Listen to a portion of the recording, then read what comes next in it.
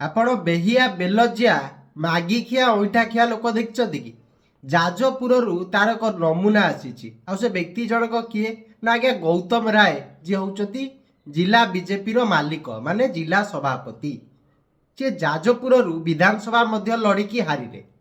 ଯାଜପୁର ମହୋତ୍ସବରେ ସିଙ୍ଗର ଦୀପ୍ତି ରେଖାକୁ ବାଧ୍ୟ କରାଗଲା ଆଜ୍ଞା ଗୌତମ ରାୟଙ୍କର ନାଁ ଷ୍ଟେଜରେ ନେବା ପାଇଁ।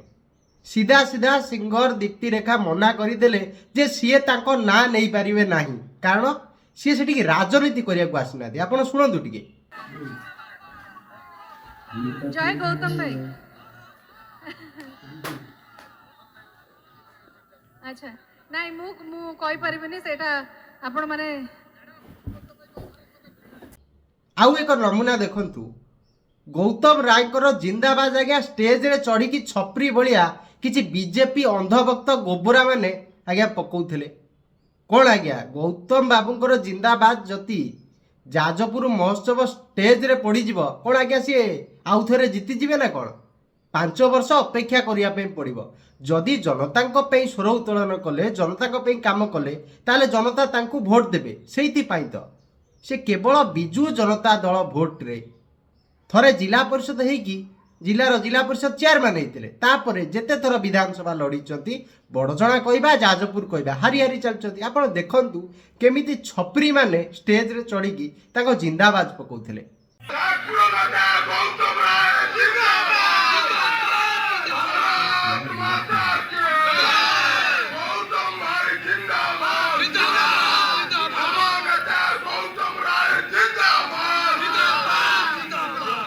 ଆମ ଓଡ଼ିଆରେ ଗୋଟେ କଥା ଅଛି, ମାଗି ଆଣିଲା ତୁଣ ସୋଡ଼କାଏ।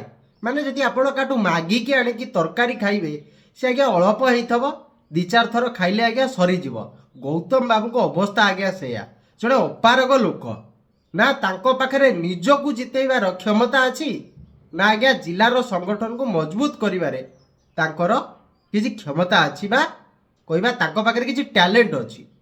ସେଇଥିପାଇଁ ତ ବିଜେପିର ପ୍ରାର୍ଥିନୀ ଧର୍ମଶାଳାରେ ହାରିଲା ପରେ ଆଜ୍ଞା ସିଏ ଲିକୁ ସାହୁକୁ ଧରିଛନ୍ତି, କାରଣ ସିଏ ଜିତେଇ ପାରିଲେନି ତାଙ୍କ ପ୍ରାର୍ଥୀକୁ।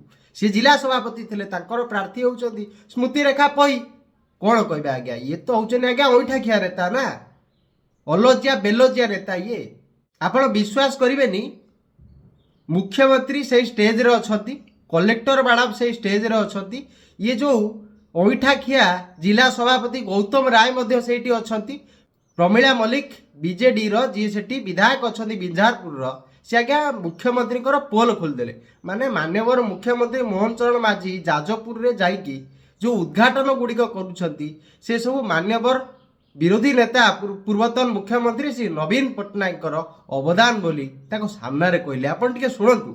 ଆଜି ରାସ୍ତାଘାଟ ଯୋଉଭଳି ଭାବରେ ଚାରିଆଡ଼େ ଚକାଚକ ରାସ୍ତାଘାଟ ହେଇଛି, କୌଣସି ବ୍ଲକରେ କୌଣସି ନଦୀ ଉପରେ ପୋଲର ବାକି ନାହିଁ, କମ୍ୟୁନିକେସନ ନଦୀ ଚାରିଆଡ଼େ ହେଇଛି।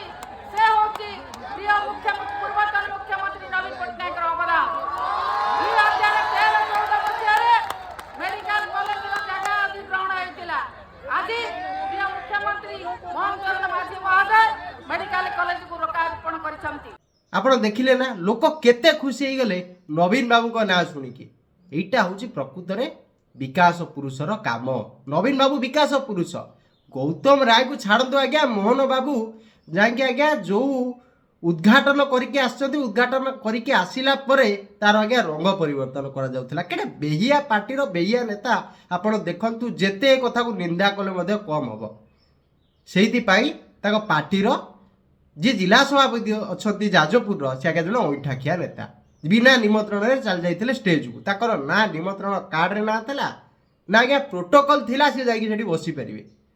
ଇଏ ହେଉଛନ୍ତି ବେହିଆ, ଅଇଁଠାଖିଆ, ଅପାରଗ, ଅଶିକ୍ଷିତ, ଅପାଠୁଆ ଜିଲ୍ଲା ସଭାପତି। ସେଇଥିପାଇଁ ନିଜେ ଆଜି ପର୍ଯ୍ୟନ୍ତ ବିଧାନସଭାର ମାଟି ମାଡ଼ି ପାରୁନାହାନ୍ତି, ଜଣେ ଜନବିରୋଧୀ ନେତା।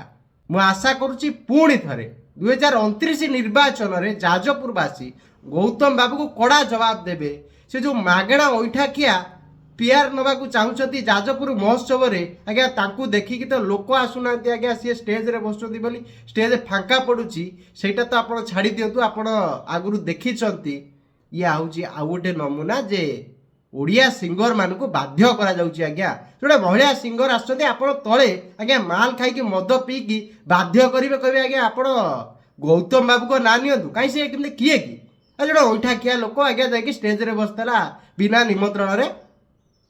ଗାଁ ଗଣ୍ଡାରେ କୁକୁର ଆପଣ ଦେଖିଛନ୍ତି? ଦେଶୀ କୁକୁର ଯୋଉଠି ଆଜ୍ଞା ଭୋଜି ହବ ସେଇଠି ଆଜ୍ଞା ଯାଇ ପଶି ଯାଇଥିବେ, ଯୋଉଠି ପତର ପଡୁଥିବ ସେଇଠି ଯାଇକି ଆଜ୍ଞା ଚାଟୁଥିବେ। ଆଉ ସେଠି ଲୋକାଲ କୁକୁର ଯଦି ଥିବେ ଏମାନଙ୍କୁ କାମୁଡ଼ିବାକୁ ଗୋଡ଼ଉଥିବେ। ତାଙ୍କ ପ୍ରକୃତି ହେଉଛି ସେଇଆ, ସେଇଥିଲାଗି ବାରମ୍ବାର ହାରୁଛନ୍ତି। ଲଜ୍ଜା ଲାଗିବା କଥା। ଯାଜପୁର ମାଟିରେ, ଏକ ଶାନ୍ତ ସରଳ ଭଦ୍ର ମାଟିରେ ଏଭଳିଆ ନିର୍ଲଜ ନିଲଠ ବ୍ୟକ୍ତି କେମିତି ସେଠି ନେତା ହେବା ପାଇଁ ପ୍ରୟାସ କରୁଛି, ଏଇଟା ଯାଜପୁରବାସୀ ଜାଣିକି ସେଇଥିଲାଗି ତାକୁ ଆଜ୍ଞା ଜବାବ ଦେଉଛନ୍ତି। ପ୍ରତିଟି ଥର ଆଜ୍ଞା ବଡ଼ଚଣା ହଉ ବା ଯାଜପୁର ହଉ ତାକୁ ହାର ସାମ୍ନା କରିବାକୁ ପଡୁଛି, ଆଗକୁ ମଧ୍ୟ ପଡ଼ିବ। ଯାଜପୁରବାସୀଙ୍କୁ ଗୋଟିଏ ଅନୁରୋଧ ରହିବ, ଆପଣଙ୍କ ମୂଲ୍ୟବାନ ଭୋଟ ଯାହାକୁ ଦଉଛନ୍ତି ଦିଅନ୍ତୁ ଆଜ୍ଞା, କିନ୍ତୁ ଗୌତମ ବାବୁଙ୍କୁ କେବେ ଜଣେ ଅଇଠାକିଆ ଲୋକକୁ ଆଜ୍ଞା କେବେ ବିଧାନସଭାକୁ ପଠାନ୍ତୁ ନାହିଁ, ନଚେତ ଆପଣ ରସା ତଳକୁ ଚାଲିଯିବେ। ଆପଣଙ୍କ ବିକାଶ ଧ୍ୱଂସ ହେଇଯିବ ଆଜ୍ଞା। ଯେଉଁ ବିକାଶର ଡଙ୍ଗା ମାନ୍ୟବର ମୁଖ୍ୟମନ୍ତ୍ରୀ ପୂର୍ବତନ ଶ୍ରୀ ନବୀନ ପଟ୍ଟନାୟକ ଯିଏ ବିରୋଧୀ ଦଳରେ ଅଛନ୍ତି ଆଜ୍ଞା, ସିଏ ଯେଉଁ ବିକାଶର ଡଙ୍ଗାକୁ ସେଠି ଭସେଇଥିଲେ ଆଜ୍ଞା, ସେ ଡଙ୍ଗାଟି ବୁଡ଼ିଯିବ ଏଇମାନଙ୍କ ଆଜ୍ଞା କୁଦୃଷ୍ଟିରେ। ନମସ୍କାର, ଜୟ ଜଗନ୍ନାଥ, ବନ୍ଦେ ଉତ୍କଳ ଜନନୀ, ଜୟ ମା ବିରଜା।